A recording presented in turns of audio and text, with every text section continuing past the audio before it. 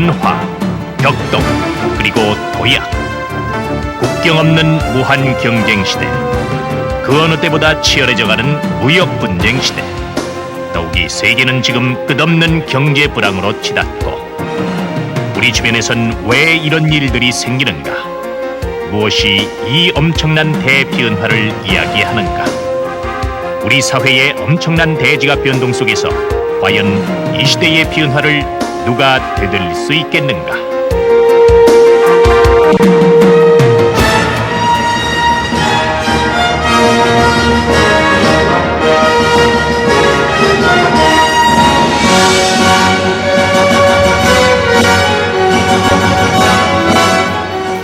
어린 시절 우리는 별을 바라보면서 꿈을 얻었습니다. 마음 가득 그 꿈을 이룰 수 있다는 믿음을 얻었습니다. 사랑하는 우리 아이들, 제각기 얼굴이 다르듯이 저마다 꿈도 각양각색입니다.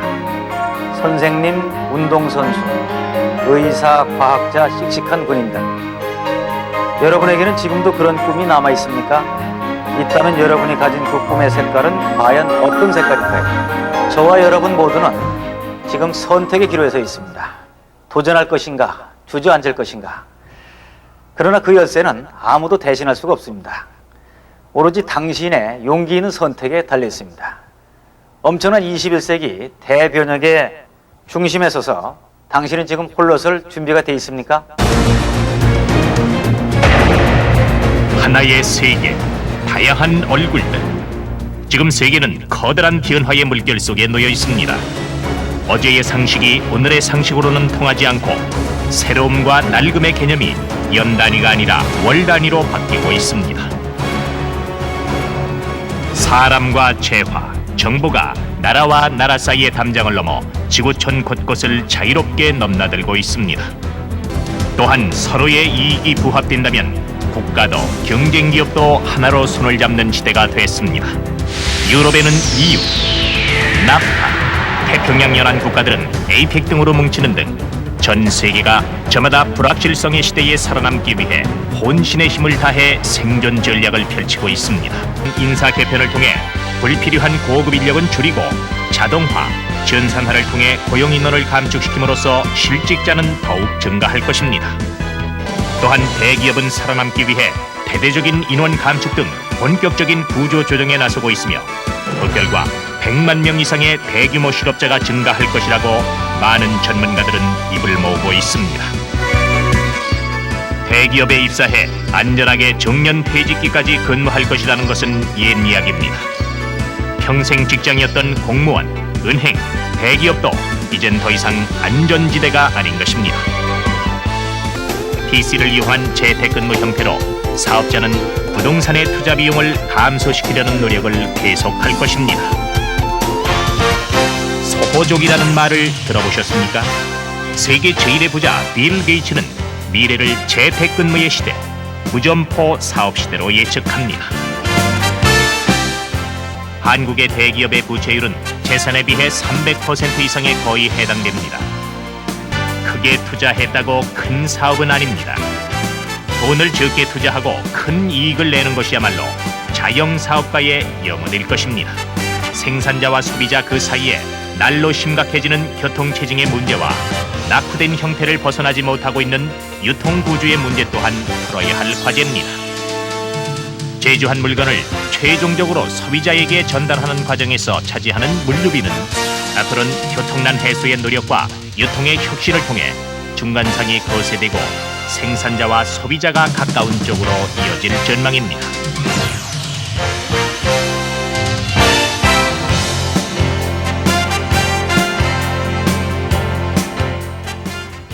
뭐가 이렇게 복잡해? 나는 복잡한 것은 생각하고 싶지도 않아. 아마 이런 말을 하고 싶은 분도 계실 겁니다. 물론 돈을 벌고 싶지 않으면 경제에 무관심해라, 이런 얘기도 있습니다. 그러나 여기서 잠시 호흡을 가다듬고 우리 자신을 되돌아봐야겠습니다. 지금 여러분은 자유로운 생활을 하고 있다고 생각을 하십니까? 건강하고 행복한 가정, 넓은 거실이 있는 집, 그리고 번쩍이는 새 자동차, 예산에 신경을 쓰지 않고 휴가를 즐기기를 원하십니까? 그러나 불행하게도 세상에는 그처럼 선택받은 사람이 그리 많지 않다는 데 문제가 있습니다. 더욱이 유례없는 경제 불황 속에서 어떤 일을 해 성공할 수 있는지에 대해 가슴 답답한 기분을 한 번쯤은 느껴보셨을 겁니다.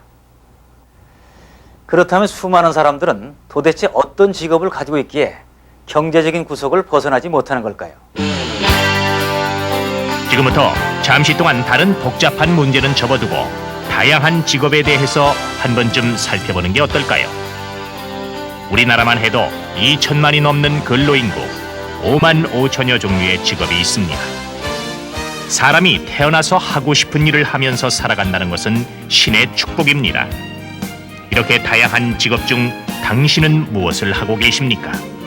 그리고 그 직업에 만족하고 계십니까? 우리나라 직장인들이 저축을 할 수 있는 시점을 살펴보면 결혼 후 대략 15년 정도. 따라서 이 시기에 집중적으로 미래에 대비해야 합니다. 그렇다면 인생에 있어 한 집안의 가장이 나이별로 가족을 위해 필요한 자금은 얼마나 될까요? 표준적인 한국 가정에서 일상적인 지출 이외에 큰 돈이 들어가는 분야는 내 집 마련, 자녀 교육, 자녀 결혼, 노후 생활, 예기치 않은 사고에 대비한 생활보장 자금 등 크게 5가지 정도입니다. 이 정도 미래를 준비하는 데 드는 자금의 규모는 대충 어림잡아 어느 정도 수준일까요? 통계청 최근 자료에 의하면 90년대에 75만 5천 원이던 가구당 평균 지출 금액은 인플레와 생활 수준의 증가로 173만 4,800원으로 무려 230%나 증가했습니다. 또한 1가구당 평균 소득액은 215만 2,700원이었습니다. 결과적으로 41만 7,900원이 저축 가능 금액이라는 이야기입니다. 연금 수혜자에 해당되는 것만으로 노후 준비가 끝이라는 생각은 어리석은 일입니다. 앞으로 평균 5% 인플레가 있을 경우는 14년, 평균 10% 인플레가 있을 경우 7년 후에는 현재의 돈의 가치는 절반으로 떨어지기 때문입니다. 만약 20년 뒤 월 100만 원의 연금을 기대하는 사람이 있다고 했을 때 그 돈의 가치는 매년 인플레가 5%일 때는 33만 원, 10%일 때는 14만 원의 가치밖에 없게 되는 것입니다.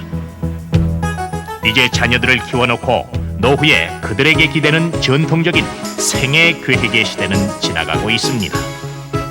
미국의 통계에 따르면 65세 정년퇴직한 미국인 중 45%가 친척에 의존, 30%가 사회복지제도에, 23%는 여전히 일을 하고 고작 2%만이 경제적인 자립을 하고 있습니다.